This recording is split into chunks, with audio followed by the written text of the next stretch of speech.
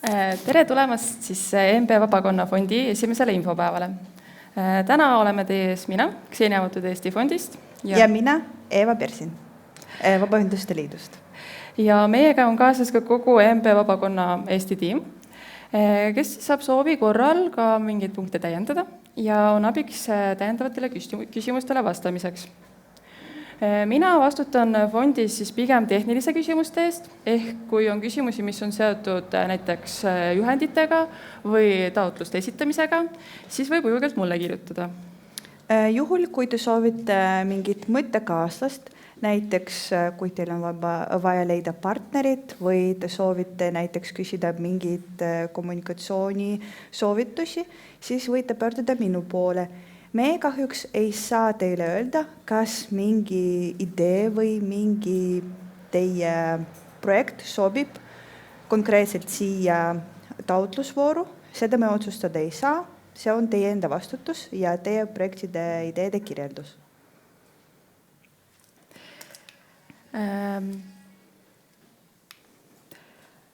Selline on siis meie esialgne päevakava. Plaanis on alguses rääkida veidi üldisemat infot siis kogu programmi kohta ja siis me keskendume esimese taotlusvooru tingimustele. Me räägime läbi peamised tingimused, siis millega arvestada projekti ettevalmistamisel, ehk siis mis on programmi ootused, mis on kriteeriumid, mis on abikõlblikkuse nõuded ja nii edasi.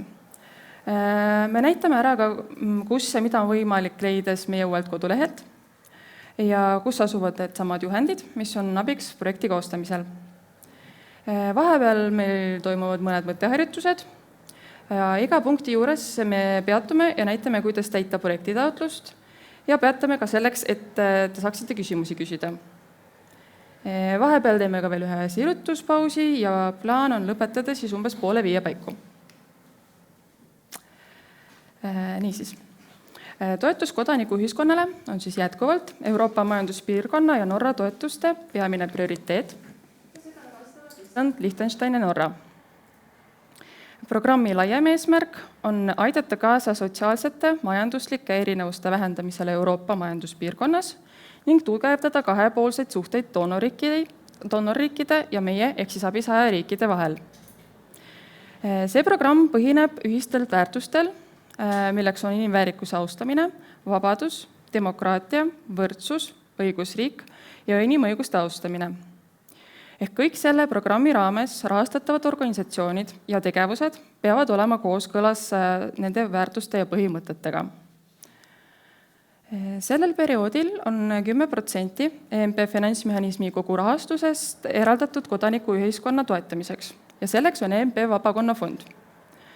EMP Vabakonna fondi mahuks Eestis on 6,4 miljonit eurot ja selle programmi raames toimub meil 7 avalikku taotlusvooru, mis on suunatud 3 tulemusele. Üks on siis tugevamad demokraatlikud väärtused ja õigusriik, teine on tugevamad inimõigused ja 3. on tugevamad demokraatiad, õigusriiki ja inimõigusi edendavad vabaühendused. Hetkel on meil avatud ainult üks taotlusvoor, mis on siis mõeldud strateegilistele projektidele ja see on avatud kuni 28. septembrini. Sellel aastal on tulemas kohe varsti ka veel üks taotlusvoor, mille nimeks saab siis olema Ukraina heaks. See taotlusvoor hakkab olema jooksvalt avatud, kuni siis raha selle vooru jaoks jätkub. Selle vooru eesmärgiks on siis toetada projekte, mis aitavad leevendada Venemaa Ukraina vastase sõja tagajärgi Eestis. Iga järgmise taotlusvooru kohta me teeme ka eraldi infopäevi, kus me saame siis rääkida nende taotlusvooru tingimustest põhjalikumalt. Selle aasta sügisel on plaan avada ka 3. taotlusvoor, mis siis keskendub vabaühendustele. Järgmisel aastal tuleb samuti 2 taotlusvooru, üks on siis strateegilistele projektidele mõeldud ja teine on siis institutsionaalseteks toetusteks. Ja 28. aastal tuleb veel 2 taotlusvooru, jällegi strateegilistele projektidele mõeldud taotlusvoor ja viimane voor, mis on siis suunatud vabaühenduste võimekuse tõstmisele. See ajakava võib muutuda, seega tasub kindlasti jälgida meie kodu- ja Facebooki lehti, kus me jagame infot uute voorude ja muu kasuliku info kohta. Ja nüüd siis keskendume esimesele taotlusvoorule. Selle taotlusvooru eesmärk on toetada strateegilisi projekte, mis aitavad kaasa elujõulisema ja vastupidavama kodanikuühiskonna kujunemisele ning demokraatia, õigusriigi ja inimõiguste kaitsmisele ja edendamisele ning seda kõike siis allpool nimetatud tulemusvaldkondades. Tulemusvaldkondi on siin 2. Tugevamad demokraatlikud väärtused ja õigusriik. Selle all toetatakse selliseid algatusi, mis kaitsevad demokraatiat, edendavad kodanikuharidust, kasvatavad meediapädevust ja nii edasi. Ja teine tulemusvaldkond on tugevamad inimõigused. Selle all on näiteks huvikaitsetöö inimõiguste tagamisel, poliitikate mõjutamine inimõiguste teemadel, õiglase kliima ja keskkonnategevuse tagamine ja nii edasi. Et rohkem näiteid võib leida selle programmi juhistest punkt 4.1 ja punkt 4.2. Lisaks sellele pööratakse siis selles taotlusvoorus tähelepanu tegevustele, mis aitavad kaasa Venemaa Ukraina vastase sõja mõjude leevendamisele, tegevustele, mis aitavad suurendada kultuuride, rahvuste ja või usundite vahelist mõistmist, dialoogi ja kaasatust. Ja loomulikult julgustatakse kõiki tulemusvaldkondade puhul teha koostööd Eesti vabaühenduste ning doonorriikide organisatsioonide vahel. Strateegiliste projektide taotlusvoor jaguneb 2. On keskmise suurusega projektid ja on suurprojektid. Nende vahe seisneb esiteks selles, et suurprojektid on 3 Eesti vabaühende koostöö. Ehk siis projekt esitab peataotleja organisatsioon Eestis ja koos veel 2 partneriga, kes on Eesti vabaühendused. Suurprojektide periood on vähemalt 18 kuud kuni 24 kuud ja keskmise suurusega projekt võib kesta ka ainult 1 aasta. Suurprojektide puhul on toetussumma alates 80 001 eurot kuni 100 000 eurot ja kui lisaks veel 2 Eesti partnerile on kaasatud partner doonorriigist, siis see summa on suurem, ehk siis kuni 120 000 eurot. Ja keskmise suurusega projektide puhul on toetussumma alates 50 001 eurost kuni 70 000 euroni ja kui kaasatud on partner doonorriigist, siis kuni 80 000 euroni. Projektide eeldatav algusaeg on järgmise aasta jaanuaris. Projektid peavad algama 3 kuu jooksul peale lepingu sõlmimist. Võib-olla erandeid, aga seda väga mõjuval põhjusel. Lisaks me ootame, et projektid algaksid kuu esimesest kuupäevast ja lõpeksid kuu viimase kuupäevaga. Taotluse esitamise kuupäev on 28. september kuni päeva lõpuni. Hiljem laekunud taotlusi me vastu ei võta. Küsimustele on seekord ka tähtaeg, mis on siis nädal enne taotluste esitamist. Ja see siis sellel lihtsal põhjusel, et meil ei oleks päev enne taotluste esitamist terve postkast täis kirju, millele me lihtsalt füüsiliselt ei jõua vastata. Et loomulikult, kui on mingid kriitilised küsimused, näiteks kui see sama taotluste esitamise keskkond mingil põhjusel ei tööta, siis me reageerime sellele koheselt. Aga kui on muud küsimused, mis on näiteks seotud tingimustega, siis need me palume esitada ära enne 21. septembrit. Siin all on välja toodud meie koduleht ja ka meie uus taotluste esitamise keskkond. Ja, et kõik need taotlused selles programmis esitatakse ainult läbi selle keskkonna, ehk siis emaili peale saadetud taotlusi me selles programmis enam vastu ei võta. Ma korraks näiteks meie kodulehti.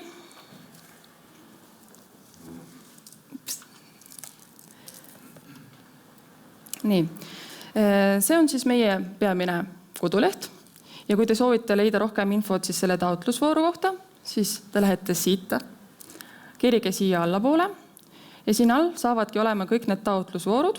Praegu on siin olemas esimese taotlusvooru info ja kui lähete siia täitsa alla, siis siit alt ongi võimalik leida kõik võimalikud juhendid ja näidised. Ja see on siis meie uus e-grant süsteem, mille läbi hakkavad siis käima kõik taotlused. Kuidas registreeruda? Siin üleval on olemas nupuke registreeru taotlejaks. Te täidate ära kogu selle vormi. Kui te olete ennast siia ära registreerinud, tuleb teile e-maili peale siis kinnituskiri. Kui te sealt kõik ära kinnitate, ongi korras. Siis saate sisse logida siit. Mul on siin juba üks sisse logitud konto olemas. Ehk siis, kui te logite sisse, siis te näete sellist lehekülge ja siin on teil võimalus lisada uus taotlus. Praegu kehtiv taotlusvoor on see kõige alumine. Te teete selle lahti ja esimesel lehel tuleb siis lühiinfo selle vooru kohta ja allpool on ka lisad, mida võib minna vaja siis projektide koostamisel. Siin on olemas ka partnerluskinnitused, mida läheb vaja, kui teie projekti on kaasatud partner. Ja siin on olemas ka juhised selle e-grant süsteemi kasutamiseks. Aga kogu see programm on tegelikult tehtud nii, et iga punkti juures, siin taotluse all, on tegelikult kirjas, mida me teilt ootame. Ja mõnes kohas on olemas ka siuke i-täheke, kus on veel rohkem infot selle lahtri kohta. See programm ei anna teile esitada seda taotlust, kui on mingi viga sees. Et siis ta näitab neid punased ristikesi osade juures või ta näitab punast teksti. Kui te nüüd soovite minna edasi ilma lahtrit täitmata, siis ta esitab teile veateade ja hiljem ta näitab ka, mis lahtrid on siin täitmata jäänud või mis on täidetud valesti. Kui kõik on korrektselt ära täidetud, siis siia risti asemel ilmub roheline konks. Ja siis see tähendabki, et selle osaga on teil kõik korras. Selles vormis te saate lisada ridu juurde. Vajadusel saate need ka ära kustutada. Programm ei anna need niisama kustutada, ta hoiatab, kas te olete ikka nõus sellega. Lisaks, kui on info juba sisestatud, siis kindlasti tuleks vajutada seda salvesta nuppu. Sest muul juhul, kui te hakkate siin edasi-tagasi mööda neid osasid minema, siis ta kahjuks neid infot ei salvesta.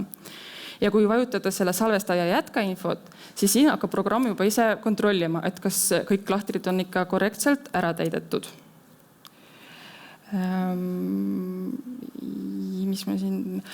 Kui te teete seda taotlust koos partneriga, siis teil on võimalus lisada ka siia partneri. Ma valin selle vooru, lisan koostööpartneri, sisestan siia tema emaili aadressi ja temale tuleb samasugune kiri siis siia programmi registreerimiseks. Ja siis peale seda, kui ta on juba ära registreerinud, ta näeb täpselt seda sama taotlust, mis teil siin on ja ta saab seda hiljem ka ise täita. Kui teil tekib küsimus mingisuguse osa täitmises, siis te olete selle osa sees. Vajutage siia tehniline tugi. Siia saate kirjutada küsimus. Me saame selle küsimuse kätte ja me saame ka otse siia lehele, kus tekkis teil see küsimus. Ehk siis me saame kohe ka aidata. Mis ma veel siin võin mainida? See programm on uus ka meie jaoks, et me oleme seda küll mitu korda testinud, aga me kunagi ei tea, kuidas ta tegelikult võib käituda siis, kui laikub korraga palju taotlusi. Ehk siis me väga palume, et te esitate taotlused ära võimalikult varem. Et siis vajaduse saame ka meie veel kuidagi aidata, kui mingi tehniline viga tuleb sisse. Nii, aga me tuleme selle taotluse täitmise juurde veel tagasi ja praegu ma läheks slaidide juurde.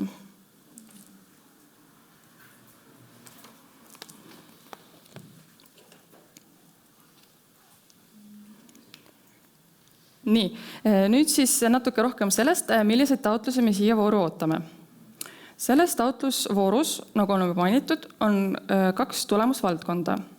Tugevamad demokraatlikud väärtused ja õigusriik ning teine on tugevamad inimõigused. Taotluse esitamisel tuleb valida see tulemusvaldkond, millega projekt kõige paremini haakub. Nagu näete, on igas tulemusvaldkonnas ka enda väljundid. Iga projekt peab panustama ainult 1-2 tulemusvaldkonnast, ehk siis mitte mõlemasse, aga sama tulemusvaldkonna piires võivad projektid panustada kas 1 või mitmesse väljundisse. Tulemusvaldkonnad kirjeldavad siis siin seda kõrgema tasandi muutusi, mida saavutame 1 või mitme väljundi kaudu. Nende mõju sihtrühmale peab olema püsiv ning jätkuma ka pärast projekti lõppu. Ja see panus peab olema ka mõõdetav.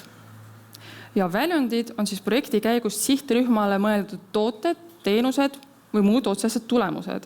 Need peavad olema selgelt jälgitavad, mõõdetavad ning otseselt seostatavad siis projekti või programmi tegevustega. Kõik EMP ja Norra toetuste raames toetavad programmid ja fondid lähtuvad siis tulemuspõhise juhtimise põhimõtetest, millega siis võite tutvuda põhjalikumalt programmi juhiste lisas number 2. Tulemuspõhise juhtimise keskmes on eelkõige soovitud tulemuste saavutamine.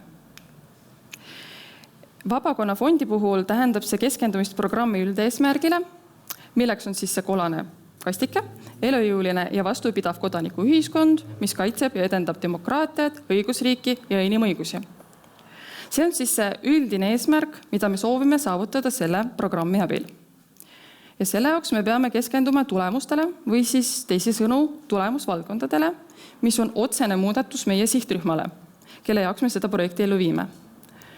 Selleks me valime kindlaid tegevuste väljundeid, mille abil me soovitud tulemusteni jõuame.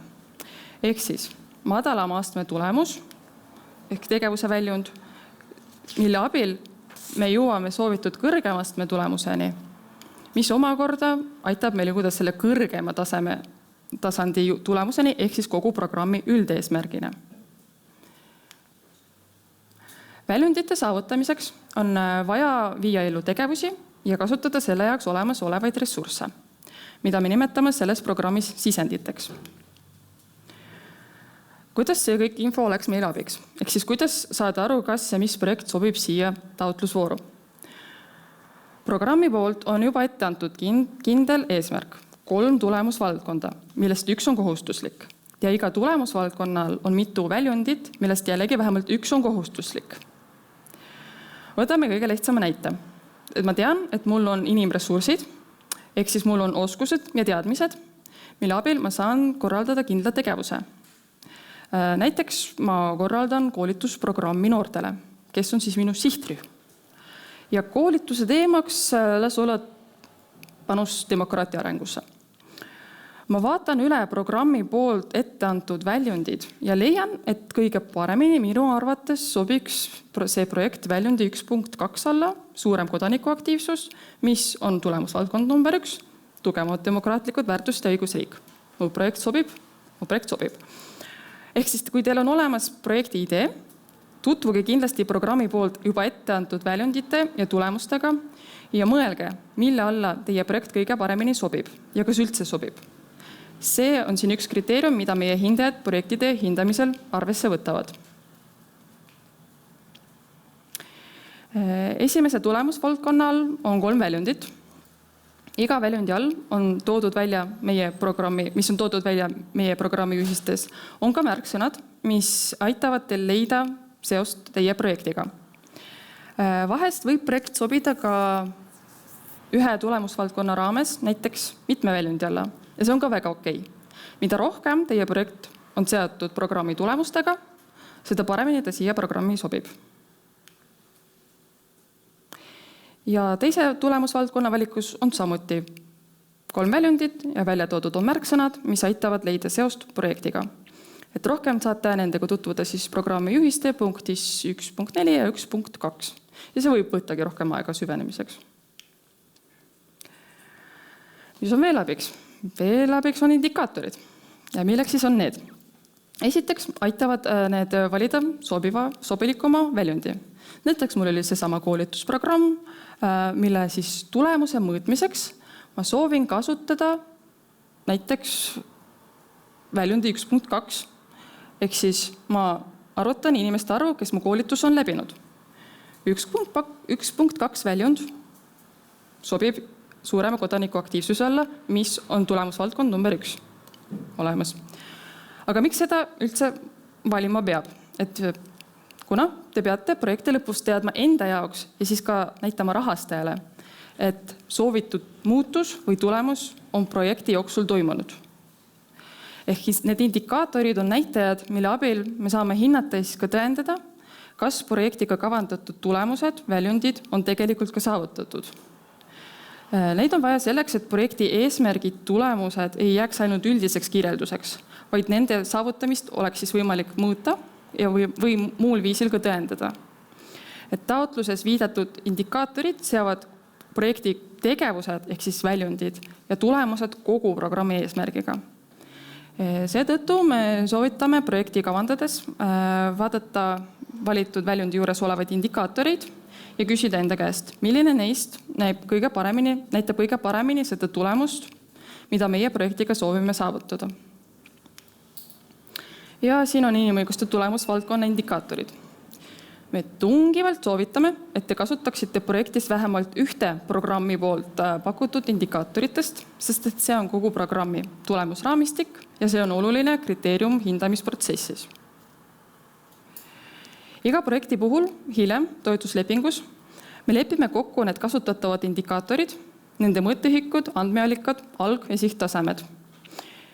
Projekti elluviimise käigus muutuvad siis need kokkulepitud indikaatorid aruandlusvahendiks. Ehk projekti elluviijad vastutavad andmete kogumise, analüüsimise eest ja esitavad siis sisulised aruanded koos nende indikaatorite, väljunduste ning tulemuste kohta. Ehk need indikaatorid tuleb juba väga hästi enne mõelda läbi, sest et hiljem tuleb nendega palju tööd. Ja meil on olemas ka täpsustav juhend, mis selgitab veidi lahti igat indikaatorit, et oleks lihtsam valida enda projekti jaoks see õige. See on siis programmi ühiste lisa number 3, aga on olemas ka eraldi kodulehel. Nii, siin te näete kõik ilusti välja. Vaatame, mis me saame siin teha. Minu jaoks see süsteem on täiesti uus, et samamoodi kui on küsimusi, siis me ei pruugi super kiiresti vastata. Nii, siin te saate valida tulemustvaldkonna ja nüüd on väljundid. Näete, et siin on väljund 1.1, punkt 2.3 ja siis on ka täiendavad fookused ja neid saab näiteks, valime seda, siis valime rohkem, kui on soovi, siis saab uue rita lisada, kui te seda vajate. Nii, mulle väga meeldis see koht, sest siia te saate kirjutada oma projekti nimi eesti keeles, et tõlkida kohe inglise keelde. Lähete edasi, panete projekti perioodi, nagu meil oli kirjas, siis on konkreetne projekti kõige varasem algusaeg olemas. Täidate ilusti edasi, panete kirja oma organisatsiooni nimi, kes vastutab projekti eest, telefoninumbrid, e-posti. Peate seda salvestama, nagu Ksenia ütles varem. Jätame seda teist osad vahele praegu, vaatame seal, mis meile näitab 3. osa. Siin on väike koht, kus saab inglise keeles kirjutada, kirjeldada projekti ideed lühidalt ja see on ainuke koht, kus saab inglise keeles kirjutada. Siin on sellised küsimused. Sorry? Selleks, et need doonorid, kes näevad pärast neid taotlusi, nad kohe näeksid, milles see projekt lühidalt on, et oleks kiire ülevaade. Et me ei tõlgi, sest kui me käsiti hakkame tõlkima, siis läheb veidi liiga palju aega. Ja me võime natuke valesti teie mõtet ära tõlkida sellepärast, et siin on ka miinimum ja maksimum tähtede arv ja et siis peate arvestama sellega ja vaatame ka 4, mis siin on. Ja siin on selline pikem kirjeldus, projekti kirjeldus, projekti nimi inglise keeles, panete kirja oma eesmärgi, probleemi kirjeldust, seda harjutust me teeme täna ka tulemused, mis te ootate, sihtrühm, lõppkasusaajad, samamoodi ka projekti metoodika. See on see siis, ma arvan, osa, kus see strateegia pool tuleb ette ja peaks strateegiliselt mõtlema. Siia lähevad kirja kõik projekti konkreetsed tegevused ja projekti tegevuste kirjeldus ja ajakava. Siin on ka koht, kuhu te panete oma soovitatud tulemused, tegevused, mis aitavad teid sellel teel. Ja samamoodi ka siin on näha just see strateegiline pool, et kuidas saaks strateegiliselt mõtlema just niimoodi. Samamoodi ka indikaatorid, millest Ksenia juba rääkis. Riskid, mõju, jätkusuutlikkus, tulemuste ja tegevuste jätkusuutlikkus, mõju hindamise plaan, samamoodi, et me kahjuks ei saa teile öelda, kuidas võiks olla paremini midagi hinnatud või kuidas läbi viia seda või kuidas kirja panna seda mõju hindamisplaani.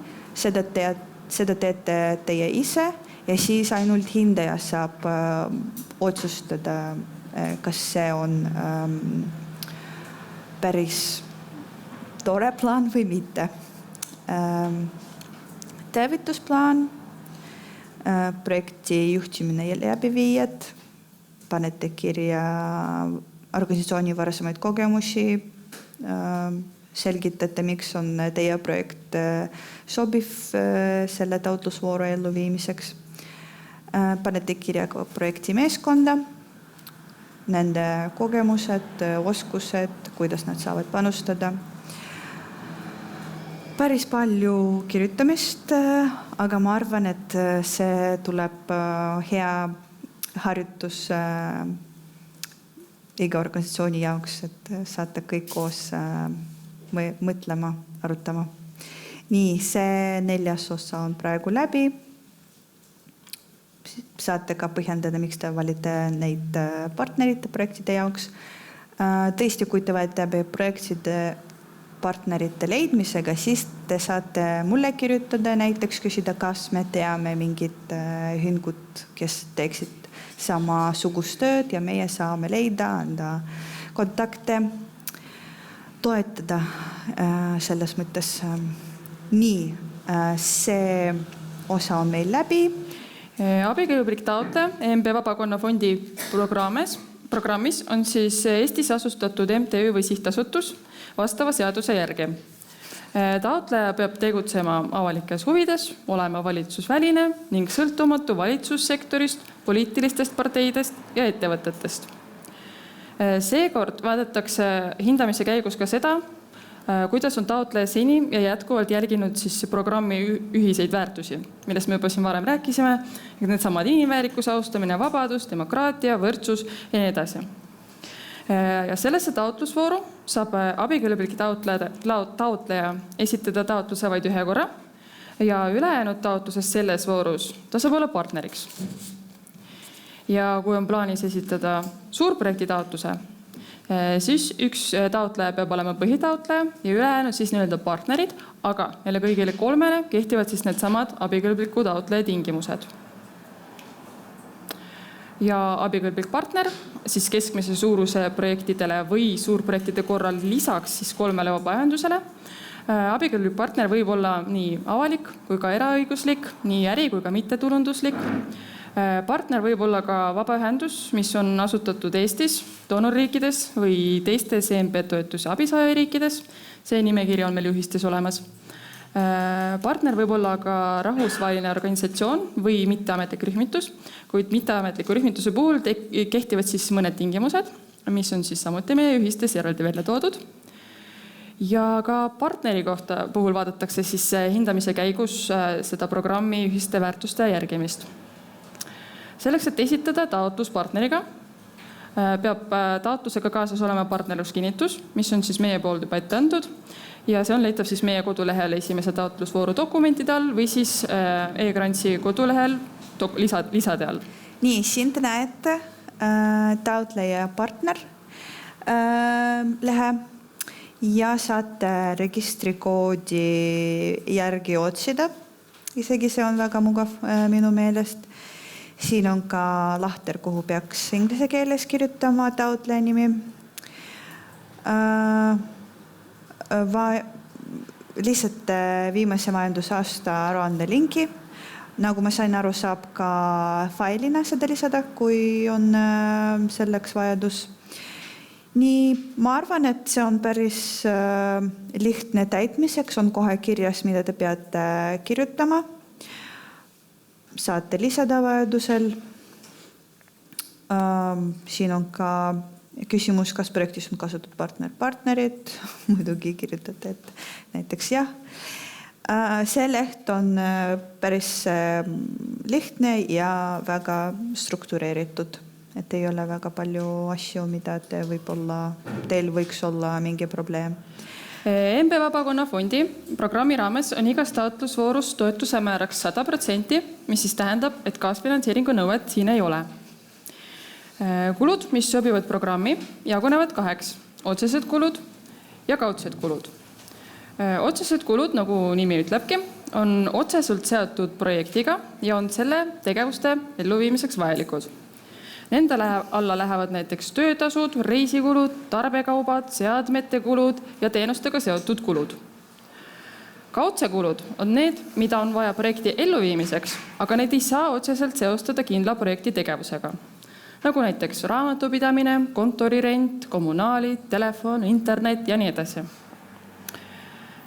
Abikõlmatud kulud on need, mis ei vasta EMP Vabakonna fondi kulude abikõlblikkuse juhendi punktis 3.1 välja toodud kriteeriumitele. Ja see on veel üks pikem ja detailsem juhis, mis sisaldab ka näited ja mis selgitab kulude abikõlblikkust selles programmis ja millega oleks hea tutvuda enne projekti esitamist. Kuna me sellesse täna nii pikalt ei süvene. Lisaks siis sellele punkti kriteeriumitele ei sobi programmi kulude alla näiteks kulud, mis on seotud intressidega, maaostuga, tagastatava käibemaksuga või need kulud, mis on kaetud muudest allikatest. Selles voorus saab taotleja valida, millist eelarvevormi ta soovib kasutada. Selles taotlusvoorus on 4 erinevat eelarvevormi. Soovitused, siis millist eelarvevormi kasutada, on siis kirjas selles samas kulude abikõlblikkuse juhendis. Ja siin on kasutusel siis tegelikult tehtud kulud, ehk siis abikõlblikud kulud, mis on vajalikud projekti elluviimiseks ja mida tuleb siis finantsaruannetes tõendada ka asjakohaste dokumentidega. Arved, maksekorraldused, aktid ja nii edasi. Ja lisaks ka sisuaruannetes tuleb esitada tõendeid, et projektis kavandatud tegevused on ellu viidud. Selle eelarvevormi puhul on projekti jooksul võimalik muuta eelarveid nii, et projekti tulemus oleks saavutatud. Ja lisaks on siis selles voorus võimalus valida eelarveid, mis on kas osaliselt või siis täielikult kaetud lihtsustatud kulumeetoditega. Lihtsustatud kulumeetod seisneb selles, et enne projekti algust ja eelarve kinnitamist on siis eelarves määratud kindlad summad, määrad või protsendid, mida te hiljem siis kogu selle terve projekti jooksul muuta enam ei saa. Lihtsustatud kulumeetodi puhul me ei nõua raamatupidamisdokumente, et siin me ootame vaid tõendid, et projektis kavandatud tegevused on ellu viidud. Ja lihtsustatud kulumeetodite kohta saate te samuti rohkem lugeda siis kulude abikõlblikkuse juhendi punktis 3. Esimene on siis ühtne määr. Seda tüüpi kuludele on siis eelnevalt määratud kindel protsent. Näiteks kasutatakse selles voorus seda meetodit osaliselt eelarvevariandi A puhul. Eelarvevariant A koosneb siis tegelikult tehtud kuludest, ehk siis siin on, proovin, ma vist ei hakka seda kasutama, tööjõukulud, mis on siis otsesed kulud ja muud projektiga otseselt seotud kulud. Ning kaudsetest kuludest, millel on siis kindel protsendimäär, nendest samadest siis otsetest kuludest, ma näitan käega, et see protsent tuleneb siis nendest kuludest kokku. Ja see on alati 7%. Ja see siin tähendab seda, et eelarvevariandi A puhul tegelikult tehtud kulud peavad olema aruannete esitamisel tõendatud kuludokumentidega ja lubatud tegevustega, aga kaudsete kulude puhul, mis on siis selle eelarvemeetodi puhul lihtsustatud kulumeetod, siin me neid kuludokumente ei oota. Veel on see meetod osaliselt kasutusel eelarvevariandis B, Eelarves B esimene osa koosneb siis tegelikult tehtud kuludest, milleks on tööjõukulud, ja teine osa on siis muud projektiga otseselt seotud kulud pluss kaudsed kulud. Ja see teine osa moodustab 40% tegelikult tehtud kuludest ehk siis tööjõukuludest. Ja e-granti süsteem arvutab neid numbreid teile automaatselt ja ei luba taotlust esitada, kui eelarves on viga sees. Seepärast ei pea muretsema, et midagi läheb valesti selle protsendi arvutamisega. Ehk siis eelarve B osas tuleb kuludokumentidega tõendada vaid tööjõukulusid ning selle ja ülejäänud kulude puhul me siis ootame vaid sisuaruandes esitatavaid tõendeid. Kas see protsent saab olla, ma ei tea, 25 või 30 või 40? See on kindel fikseeritud protsent, see on 40%. Ja eelarvevormid C ja D on taotluse esitamise ajal samad, mis eelarvevorm A ja seal tulevad need muudatused mängu siis, kui projekt saab välja valituks. Ma räägin sellest natuke pikemalt ka. Eelarve C ja D on juhtumipõhine eelarveprojekt.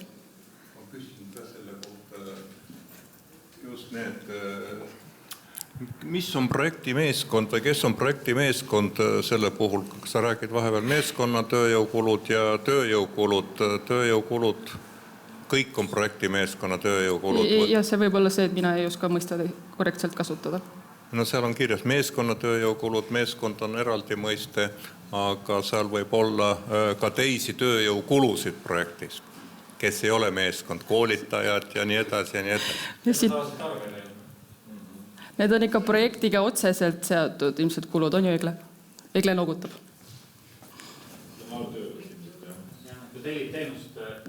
Siis läheb see muud projektiga tegevused. Ja need on otseselt projektiga seotud siis. Kus ma nüüd pooleli jäin? Nii. Eelarve variandid C ja D on juhtumipõhine eelarveprojekt. Ehk siis need eelarvevormid on alguses täpselt samad, mis on siis see A-vorm, ehk siis tööjõukulud, muud kulud ja kaudsed kulud, kus on siis see 7% määr. Ja erinevust on näha siis, kui teie taotlus osutub valituks. Ehk siis konverteeritakse juhtumipõhine eelarve täielikult lihtsustatud kulumeetodiks. Ehk meetodiks, mille puhul me kulude tõendamiseks ootame vaid tegevusi ja tulemusi. Et me ei oota siin kuludokumente. Tulemuste kajastamine toimub ainult sisuaruandes. Ja taotluste esitamisel on siis vaja eelnevalt läbi mõelda, kas projekti elluviimine hakkab olema ühikukulupõhiselt või siis kindlasummaliste maksete alusel.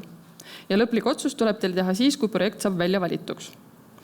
Ühikukulu ehk siis unit cost äkki see mõiste aitab paremini aru saada. Selle puhul on siis erinevate tegevuste arutamiseks kindlaks määratud kuluühikud. Ja kindlasummalised maksed, ehk siis lampsam, on fikseeritud maksed, mis on seotud tegevuste, väljundite või tulemuste saavutamisega. Et sellest oleks natukene lihtsam aru saada, ma tõin ka paar näited siia, mida on võimalik leida ka kulude abikõlblikkuse juhendist. Ühikukulu näide. Selles näites on projektis plaanis koostada siis võrgustik, millega liituvad 50 organisatsiooni. Juhtumipõhises eelarves on märgitud kulud, mis on vajalikud siis projekti elluviimiseks. Need on kõik need. Oletame, et kõik sobis, projekt on heaks kiidetud, nüüd me vaatame taotluse ja eelarve koos teiega läbi ja teeme siis sellest uue eelarve, mis on siis ühikupõhise arvutuse peal. Selles näites me võtame projekti kogu maksumuse, ehk siis 53 000 eurot ja jagame selle 50 organisatsiooniga ja saame siis summa per üks liitunud organisatsioon. Kui esimesel aruandeperioodil liitub võrgustiga näiteks 10 organisatsiooni, siis me korrutame seda per üks organisatsiooni summad 10-ga ja saame siis kätte seda kogu summat. Ja. Kas sellisel juhul kas mingi ettemakse või algmakse tuleb ka või hakatakse kõik järgi maksma selle puhul? Ettemaksed tulevad ka. Me räägime sellest natuke hiljem. Aitäh.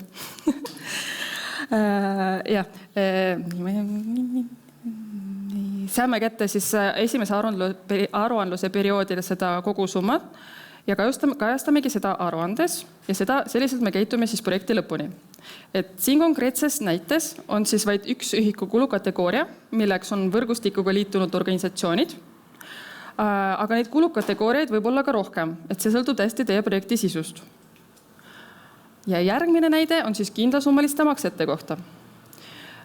Juhtumipõhises eelarves sai siis koos taotlusega meile ära saadetud need kulud. Kõik on esitatud, kõik on korras, kõik sobis. Siis me muudame koos teiega seda eelarvet kindlasummalisteks makseteks. Selles näites on projektis plaanis korraldada ümarlaudu, koolitusi vabaühendustele ja üritusi noortele. Need 3 tegevust me saamegi vormistada 3 kindlasummaliseks makseks. Ja kaudsed kulud ja projekti juhtimisega seotud kulud jagunevad sel juhul proportsionaalselt 3 tegevuse vahel. Ehk siis, lihtsustatud kulumeetodite peamised erinevused. Esimene, vähem bürokraatiad. Ehk siis te ei pea meile esitama terve hunnik kuludokumente iga finantsaruandega. Lihtsam aruandlus, ei ole vaja tõendada igat kulu, selle asemel on rõhksiks tegevustele, väljunditele ja tulemuste tõendamisel. Rohkem aega ka sisulistele tegevustele.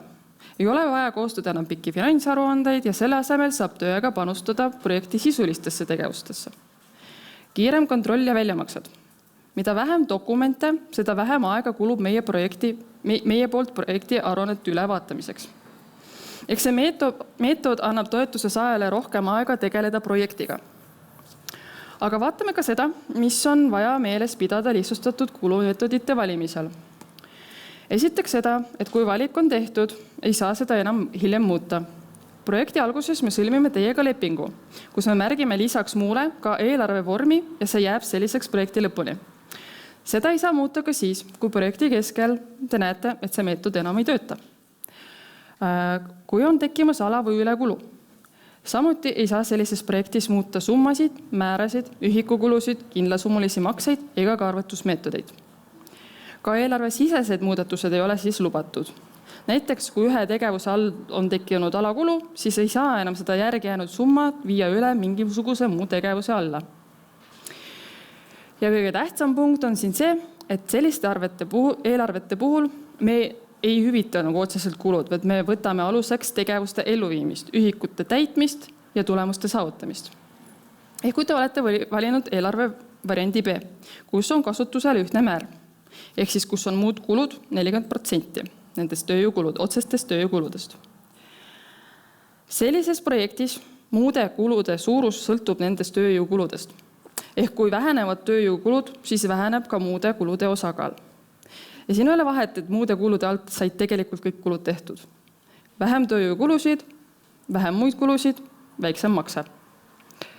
Kui valite ühikukulu ja projekti lõpuks needsamad 50 organisatsioon, nende samade 50 organisatsioonide asemel liitus 40, siis makstakse toetus välja vaid 40 organisatsiooni eest. Ja vaatamata sellele, et näiteks tööjõukulud olid täissummas ära kasutatud. Ja kindlasummaliste maksete korral tegi projektijuht oma tööd hästi, reklaamikulud on kõik tehtud, ruumirendikulud on kõik tehtud, aga koolitusele lihtsalt ei tulnud inimesi. See tähendab, et projektis lubatud tegevus ei ole ellu viidud ja toetuse väljamakseks on automaatselt 0 eurot. Ehk siis lihtsustatud kulumeetodid on dokumentide halduse mõttes lihtsamad, aga nendega kaasnevad ka riskid. Ehk siis eelarve variandi valikul tuleb hinnata seda, kui selgelt on projekti tegevused, väljundid ja tulemused mõõdetavad ja millised tõendid on võimalik siis nende saavutamise kohta esitada. 5. punkt ongi siis eelarvepunkt. Need summad tulevad siis automaatselt siis, kui te valite välja, millise projektiga te otsustate siis edasi liikuda, kas siis keskmise suuruse projektiga või suurprojektiga. Ja siin all te siis teete selle sama valiku. Eelarve A. Esimese A või B valida, Eelarve A, eelarve B või eelarve C, mis on siis lihtsalt välimuspoole pealt samasugune, aga meie jaoks on siis see info olemas, et tulevikus te tahate ikkagi teha sellest täist. Jah, täiesti. Automaatselt läheb üle või pean taotluse ajal ütlema, et ma tahan selle teile üle minna. Just. Iga eelarve valiku all saate siis lisada ridu juurde, on võimalik valida, kas kulu eest vastutate teie või siis teie partner. Kindlasti tuleks ära sisestada ka eelarve seletuskiri. Lisada juurde ridu saate nii palju, kui teile vaja läheb. Siin arvutab programm automaatselt seda kokkuvõtet, automaatselt seda 7% kaudsete kulude summat ja eelarve summad kokku. Kui summad on liiga vähe või on liiga palju, siis hakkab tabel automaatselt karjuma. Kulud peab olema selles, kui selles. Praegu siis selline olukord, jah. Ehk siis tabel tegelikult ei anna teile edasi minna, kui need summad ei vasta programmi selle taotlusvooru reeglitele. Kui eelarve on juba korras, on siis seesama lisade esitamise koht. Siia te saate lisada faile. Siis edasi on kontrollloend, kus te tegelikult lihtsalt peate nõustama, te peate nõustama nende punktidega, et liikuda taotluse esitamisega edasi. Nii, siin tekibki seesama roheline konksuke, et see osa on täiesti korras, et sellega võime edasi minna. Ja siis see on taotleja deklaratsioon, mis on siis samuti kindlad väited, millega te peate nõustama, enne kui te esitate taotluse.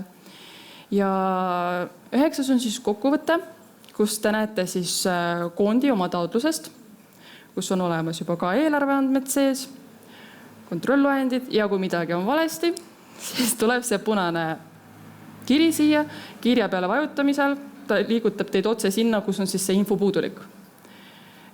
Ja kui oletame, et siin seda punast asja ei ole, kõik on korras, siis saate selle taotluse ära esitada.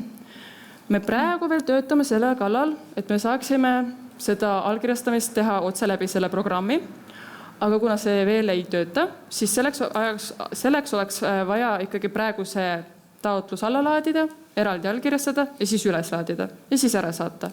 Ehk siis see tegelikult järgmine leht, mida ma praegu siin kahjuks ei saa lihtsalt vajutada, see tegelikult näitab ära, kuhu, mida vajutada, et see on ka päris lihtne. Kui taotlus on ära esitatud, siis e-maili peale peaks teil tulema kohe kiri, et palju õnne, taotlus on esitatud ja nüüd siis me jääme ootama hindamist. Jah, räägin veidi kommunikatsioonist, sest see on väga oluline osa EMP vabakondi jaoks.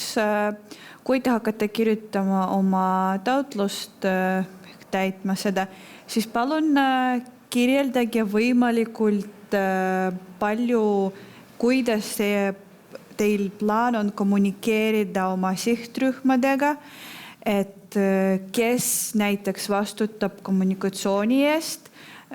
Projekti jaoks te võite isegi valida konkreetset või see oleks mõistlik valida konkreetset inimest, kes vastutaks kommunikatsiooni eest. Ei saa olla, et mõned inimesed teevad kuidagi kord kuus mingit postitust ja ongi töö tehtud. Ei, selleks on isegi lepingus konkreetne koht, kus on kirjutatud, et te peate kommunikeerima nii palju seda. Peate doonoreid märkima seal postitustes ja tagima neid igal pool. Samas me seda kontrollime, me saame vaadata, kas te teete seda oma plaani järgi, kommunikatsiooniplaani järgi või on midagi puudu, saame vajadusel teile meelde tuletada, et palun tehke seda.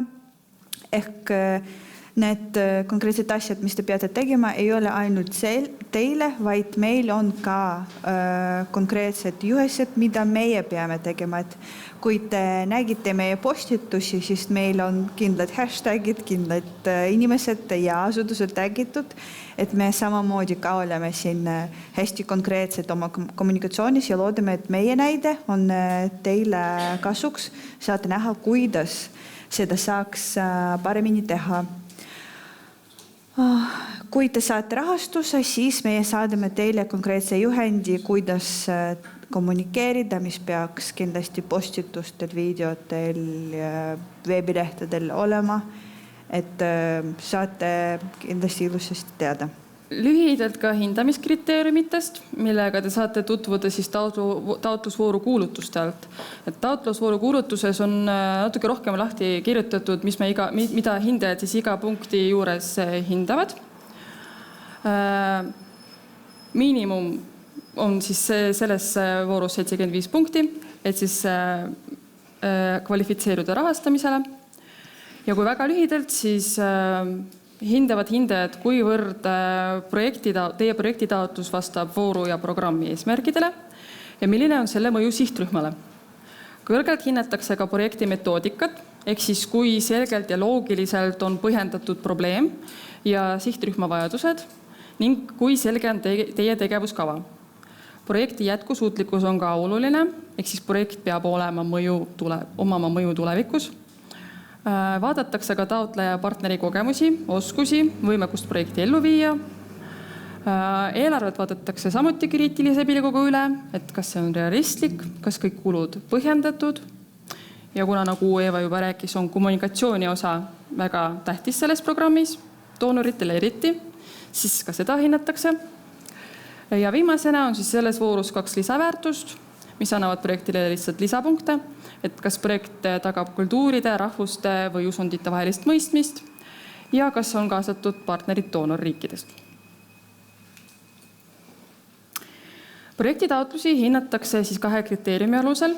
Esiteks vaatame me üle taotluse vastavuse administratiivsetele ja abikõlblikkuse nõuetele ja peale seda lähevad nad siis juba sisulise hindamisse.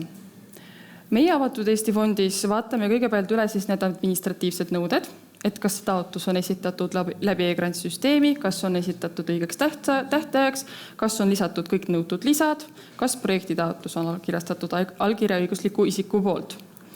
Ja kui vähemalt üks nendest nõuetest ei ole täidetud, jääb taotlus automaatselt edaspidisest hindamisest välja. Ja seejärel vaatame jällegi meie üle abikõlblikkuse nõuded, et kas taotleja ja partner on abikõlblikud, kas toetuse summa ja projekti elluviimise periood vastavad vooru tingimustele. Ja siin on meil õigus siis küsida taotlejad täiendavat infot, kui esineb kahtlus siis nende abikõlblikkuse kriteeriumite täitmise osas. Kui kontrolli käigus tuvastatakse projektitaotluses või selle lisade puudusi, siis anname me taotlejale kuni 3 tööpäeva puuduste kõrvaldamiseks ja dokumentide uuesti esitamiseks ja siis me vaatame need taas üle. Me teavitame teid, kui teie taotlus ei vastanud administratiivsetele või abikõlblikkuse nõuetele, kuid kui te ei ole selle aja jooksul meid kirju saanud, siis see tähendab, et see taotlus läks edasi sisulisse hindamisse. Peale seda, kui taotlused on meie poolt üle vaadatud, lähevad need edasi sisulisse hindamisse. Iga projekti taotlust hindavad sõltumatult 2 erapooltut eksperti. Ja kui eksperdid on oma hinnangud andnud, viiakse läbi ka seesama täiendav abikõlblikkuse kontroll, mille käigus siis hinnatakse, kas taotleja ja partnerid jälgivad neid samu tegevusi, oma tegevustest neid samu ühiseid ja väärtusi ja põhimõtteid, millest ma juba siin varem rääkisin. Kui ka see on tehtud ja korras, koguneb kokku meie valikukomisjon, kes siis teeb meile ettepaneku rahastavate projektide kohta, mida eksperdid on ära hinnanud. Ja lõpliku otsuse teeb juhtkomitee. Taotlejad teavitame nende projektitaotluse rahuldamisest või rahuldamata jätmisest kirjalikult 1 nädala jooksul pärast siis selle otsuse tegemist. Me loodame teavituse saata juba selle aasta detsembris, et siis projektid saaksid alata järgmise aasta jaanuaris. Ja lühidalt ka taotluse väljamaksetest. Toetus makstakse projekti elluviijale projektilepingus määratud osamaksetena. Ettemakse makstakse 10 tööpäeva jooksul peale lepingu sõlmimist. Keskmise suuruse projekti ettemakse võib olla siis kuni 50% toetuse summast ja suurprojektidel kuni 40% summast. Vahemaksete väljamaksmine toimub samuti 10 tööpäeva jooksul peale vahearuande heakskiitmist ja nende väljamaksete määraks on siis keskmiste projektide puhul kuni 40%, siis sõltuvad ka selle projekti pikkusest ja suurprojektide puhul siis kuni 25%. Ja ka lõppväljamakse toimub siis 10 tööpäeva jooksul peale lõpparuanne heakskiitmist ja lõppmakseks jääb alati vähemalt 10% toetuse summast. Ja lühidalt ka nõuetest aruandlusele. Need aruanded esitatakse siis seekord iga 6 kuu tagant ja igaks vahearuandeks on vaja esitada sisu- ja finantsaruanne. Sisuaruannetesse ootame siis kokkuvõtted aruande perioodi kohta, millised tegevused toimusid ja kuidas need panustavad oodatavate tulemuste saavutamisse. Kindlasti on vaja täita ära indikaatorid ja tuua välja tegevuste tõendid. Tõendite nimekiri tuleneb siis projektilepingust. Sisuaruannetest tuleb hinnata, kuidas projektil läheb, kas on mingeid takistusi tekkinud ning kui jah, siis millised oleksid parandusmeetmed. Kogu projekti jooksul me jälgime ka kommunikatsiooni ja teavitustegevusi, millest tuleb siis ka kirjutada põhjalikumalt sisuaruandes. Kui kasutusel on lihtsustatud kulumeetodid, siis ei esitata meile kulusid tõendavaid dokumente. Lihtsustatud kulumeetodid kasutavad projektid esitavad meile tegevuste toimumise tõendeid, kokkulepitud ühikute täitmist ning tulemuste saavutamise tõendavaid dokumente. Tegelikult kulude korral ootame me iga 6 kuu tagant või siis lõpparuandest vastavalt projekti pikkusele tehtud projekti kulude loetelu. Ühe korra aastas või lõpparuandest ootame siis kuludokumentide koopiaid meie küsitud valimi alusel. Ehk seekord ei ole vaja esitada kõik dokumendid, vaid me palume esitada kindla valimi. Ja täpsemad kuupäevad ja nõuded me lepime teiega kokku hiljem projektilepingus. Ja siis on see sama hea uudis nende doonorriigi partnerite osas, et kui nende osa on kokku alla 5000 €, siis nemad ei pea kulusid tõendavaid dokumente esitama. Et ma tõin siia välja need dokumendid, mida võime küsida tegelikult tehtud kulude korral. Nendeks võivad olla töölepingud, pangaväljavõtted, aga ka tööaja tabelid, millest seekord väga ei õnnestu pääseda. Aga välja arvatud juhul, kui selle isiku töötamise koormus on ikkagi projektis muul moel fikseeritud. Need dokumendid võivad olla arved, sõidupäevikud, maksekorraldused, hankedokumendid, kui kulude maksumus on siis kokku ühe tarnija peale üle 15 000 € ja nii edasi. Aga selle kohta me siis jällegi räägime detailsemalt siis, kui projektid on juba välja valitud.